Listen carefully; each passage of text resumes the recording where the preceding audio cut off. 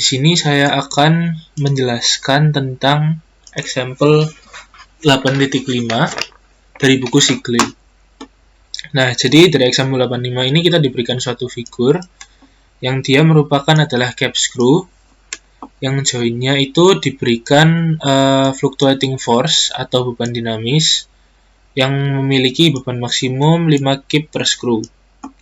Nah, yang diketahui dia adalah cap screw dengan diameter 5/8 inch. Terus habis itu dia UNC Psi 5. Terus dia memiliki washer dengan ketebalan 1/16 dan memiliki cover plate terbuat dari steel dengan thickness-nya 5/8 inch. Lalu dia memiliki E-nya 30 MPSI. Lalu base-nya dia terbuat dari cast iron. Thickness-nya dia 5/8 inch, tapi E-nya berbeda. E-nya ini E cast iron 16 MPSI. E-nya ini nanti akan kita gunakan untuk mencari stiffness-nya, karena dia memiliki material yang berbeda, maka kita harus mencari stiffness-nya satu persatu. Nah, untuk di sistem yang ini kita akan menggunakan rumus equation 820 dari buku Sigley. Yaitu dia untuk mencari stiffness adalah 0,5774 dikali Pi dikali E dikali diameter baut atau D kecil. D kecilnya di sini adalah tadi sudah diberikan 5/8 inch. Nah,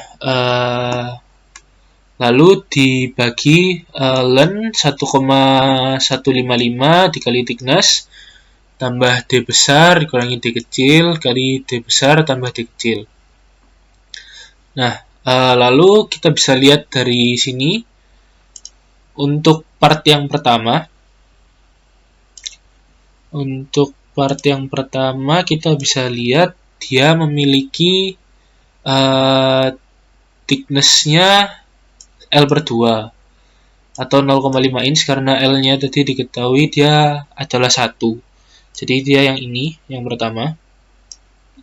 Nah, dia memiliki D-nya 0,9375, terus E-nya 30 MPSI. Jadi kita masukkan ke sini 0,5744 kali Pi 3,14 dikali E-nya ini 30 MPSI untuk steel, dikali diameternya dia 5/8. Lalu dibagi 1,155 kali T, T-nya ketemu 0,5 inch. Terus habis itu D besarnya 0,9375. D besar ini dia didapat dari sini. D2 sama dengan 1,5 kali diameter baut. Jadi dia diameternya itu yang ini. Jadi ketemu 0,9375 inch tambah D besar minus D kecil dikali D besar tambah D kecil. Terus habis itu dibagi ini sama, cuman dia beda plus minusnya aja. Nah, nanti ketemu K yang pertama itu 46,46 mblf per inch. Jadi K yang atas ini 46,46. Untuk yang tengah-tengah, dia itu thickness-nya adalah H-L/2. Jadi karena ini tadi L/2, terus H-nya itu ini, jadi kita thickness-nya yang kedua itu ini. Nah, jadi dia T-nya ini adalah H-L/2 yang ketemu 0,1875. Nah, untuk D-nya sendiri dia 0,9375 ditambah 2L-H tan 30. Jadi dia ketambahan ini kemiringannya dia ketemu 1,298 dan dia E-nya masih pakai E yang steel. Jadi yang atas 2 ini masih steel materialnya. Jadi 30 MPSI sama dimasukkan semua 0,5774 dikali Pi dikali E dikali D dibagi ini nanti ketemu dia K-nya yang kedua itu 197,43 mblf per inch. Nah, untuk yang bawah dia memiliki material yang berbeda. Jadi dia memakai cast iron. Jadi E-nya dia berbeda jadi 16 MPSI. Nah, dia untuk diameternya 0,9375 juga sama.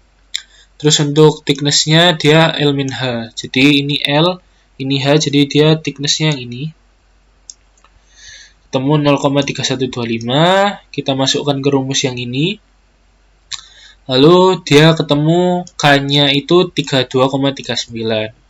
Nah, untuk mencari K keseluruhan sistem ini, untuk mencari K keseluruhannya ini, kita menggunakan rumus yang terdapat pada equation 18, yaitu dia 1 per Km sama dengan 1 per K1 tambah 1 per K2 tambah 1 per K3. Nah, jadi untuk K1-nya pakai yang ini, untuk K2-nya pakai yang ini, untuk K3-nya pakai yang ini. Nanti akan ketemu untuk keseluruhannya ini, dia ketemu KM-nya 17,40 mBLF per inch. Nah, lalu untuk mencari stiffness dari boltnya, kita akan menggunakan rumus ini. KB sama dengan AT kali E bagi L. L-nya kan tadi kita udah tahu dia L-nya itu 1. Untuk E-nya, dia pakai E dari steel, yaitu 30. Nah, untuk AT-nya ini, dia dicari dari mana? Dia dicari dari tabel 8.2. Nah, kita bisa lihat dari sini, dia tabel 8.2. Kita tahu tadi bautnya itu dia UNC. Baut UNC, kita cari ukurannya tadi kan ukurannya 5/8. Kita cari di sini ukuran 5/8, baut UNC, kita ketemu tadi yang dicari adalah AT-nya. Jadi kita cari AT untuk diameter 5/8, ketemu di sini 0,226. Jadi kita masukkan ke sini AT-nya itu 0,226, nanti ketemu KB-nya ini 6,78. Nah, untuk mencari C atau joint constant, dia itu stiffness baut dibagi stiffness baut ditambah stiffness system. Ketemu C-nya 0,28. Nah, lalu kita bisa mencari preload-nya dari equation 830. Ini 831 equation-nya. Di equation 831 kita bisa cari preload. Preload ini di sini diberikan Fi. Itu untuk yang non-permanent connection atau di sini dia screw, itu dia rumusnya 0,75 FP. Nah, FP ini kan sebenarnya dia proof load. Tapi karena proof load-nya belum diketahui, dia bisa diganti AT kali SP. Jadi dia preload-nya ini adalah 0,75 AT kali SP. AT-nya tadi kita udah tahu 0,226 dari tabel 8.2. Nah, SP ini kita tahu dari mana? Kita bisa lihat SP ini dari tabel 8.9. Ini tabel 8.9. Kita tahu tadi boltnya itu dia SI grade 5. Dan dia memiliki diameter itu 5/8. Jadi di 1/4 sampai 1 range-nya. Kita tadi yang kita tanya adalah SP. Dia SP-nya itu adalah proof strength-nya. Kita ambil proof strength-nya 85 di sini. Jadi kita bisa tahu SP-nya ini 85. Akhirnya kita dapat preload-nya ini 14,4 kip. Nah, lalu kita bisa cari safety factor-nya. Ini yang pertama dia adalah yielding safety factor. Jadi kita bisa cari NP. NP itu sama dengan SP dikali AT dibagi C kali P tambah FI. SP-nya kan tadi udah tahu dari tabel 89, dia 85, terus habis itu AT-nya juga tahu dari 82, 0,226, CP-nya tadi sudah dihitung, FI-nya sudah dihitung, P-nya juga sudah tahu dari soal, jadi kita dapat NP-nya 1,22. Nah, yang kedua ini kita maksimum bolt stress compared to proof strength. Jadi dia NL itu sama dengan SP kali AT minus FI dibagi C kali P. Tadi sudah kita tahu dari tabel SP-nya 85, AT-nya 0,226, FI-nya 14,4, kita hitung tadi barusan. Ini C-nya tadi juga sudah dihitung 0,280, P-nya sudah dari soal, jadi kita dapat NL-nya 3,44. Lalu yang terakhir ini adalah P yang bisa diaplikasikan tanpa melebihi proof strength-nya. Jadi N0-nya dia itu FI yang sudah kita hitung barusan dibagi P kali 1 min C. Jadi dapat N0-nya 4. Nah, lalu kita bisa masukkan ke grafik safety-nya dia. Nah, di sini sebenarnya sudah ada line-nya dia, yaitu Goodman sama Gerber. Jadi sudah ada Goodman sama Gerber, tapi yang paling banyak dipakai itu adalah garis Soderberg. Nah, gimana caranya mencari garis Soderberg itu? Di sini kita udah tahu SP-nya dari tabel tadi, 85 kpsi, terus habis itu kita tahu endurance strength-nya itu 18,6, terus ultimate strength-nya dia diketahui dapat 120 kpsi.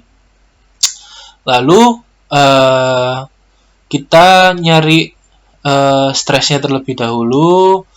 Kita tahu TOI, di sini adalah FI bagi AT, FI-nya tadi sudah tahu, dia 14,4 dibagi AT-nya 0,226 dari tabel, kita dapat TOI-nya 63,72. Lalu untuk alternating stress yang biasanya dia rumusnya itu tau max, dia stress max dikurangi stress min bagi 2. Nah, di sini di buku Sigle ini ada rumus lainnya, yaitu C kali P dibagi 2AT. Yaitu C-nya udah tahu 0,280, P-nya sudah tahu 5, terus habis itu 2 kali AT-nya tadi, kita ketemu alternating stress-nya 3,10 kpsi. Lalu untuk min stress, yang biasanya tahu stress max ditambah stress min dibagi 2, kita tinggal nambahin alternating stress tambah TOI, yaitu 3,10 tambah 63,72, kita dapat min stressnya 66,82. Nah, lalu cara untuk mencari garis Soderberg-nya itu kita sebenarnya butuh SY. Kita butuh SY-nya, itu yield strength-nya. Nah, SY ini bisa dicari dari mana? SY ini bisa dicari dari persamaan garis Soderberg kemarin yang sudah dikasih, yaitu tau A atau alternating stress dibagi endurance strength-nya dibagi SE-nya ditambah min stress dibagi yield strength. Ini nanti dia akan sama dengan 1. Nah, kan tau A-nya ini sudah tahu dia 3,10 ini. Jadi kita masukkan dia 3,10 dibagi endurance strength-nya kita udah tahu 18,6.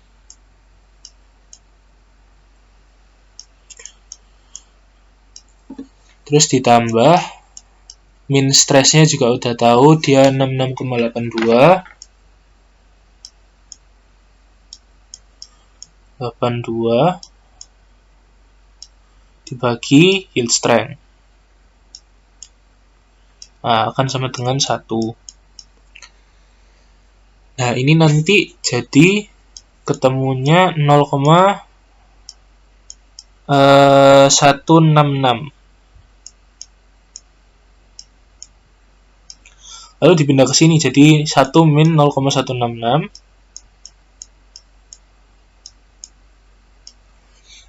Ini saya pindah ke atas. Jadi nanti akan jadi SY. Itu dia sama dengan 66,82. 66,82 ini min stressnya tadi dibagi 1 min 0,166. Ini ketemunya 0,833.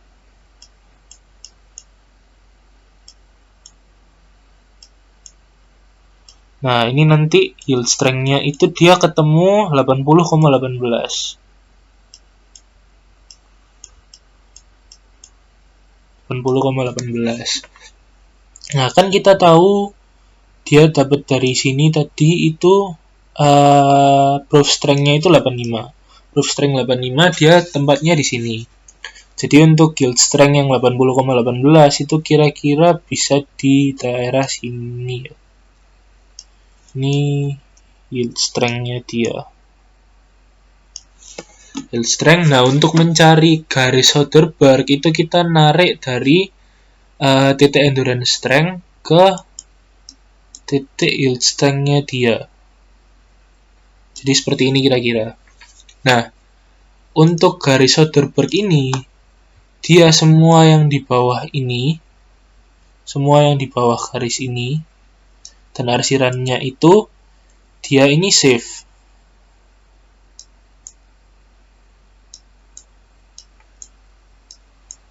Yang di bawah ini semuanya safe. Nah, sedangkan yang di atas ini, semuanya ini, yang di atas garis hijau ini, dia itu fail. Nah, untuk tahu apakah kalkulasi kita ini tadi dia itu save atau fail, kita bisa masukkan dari ininya, dari perhitungannya, apakah dia kegagalan dinamis atau enggak. Kita bisa cari dari ini, dimasukkan alternating sama min stress-nya ke dalam grafik. Jadi kita tahu tadi endurance strength-nya 18,6 kpsi, dia di sini. Jadi alternating stress-nya kita taruh di sini. Kira-kira di sini ya. Ini dia tau A-nya. Tau A. Nah, untuk min stress-nya, dia kan kita tahu tadi SY-nya ini 80,18. Untuk min stress-nya kita berarti kira-kira di sini. Ini min stress tau M. Nah, untuk tahu dia fail atau enggak, kita tarik garis dari tau A ke tau M. Kira-kira seperti ini. Nah, karena dia masih di bawah garis dari, kira-kira di sini ya. Nah, karena dia masih di bawah garis Soderberg ini, berarti ini tadi masih safe dia sistemnya. Nah, jadi begitu untuk mencari grafik Soderberg dan menentukan teori kegagalan dinamisnya. Apabila ada kesalahan, saya mohon maaf sebelumnya. Terima kasih atas perhatiannya. Wassalamualaikum warahmatullahi wabarakatuh.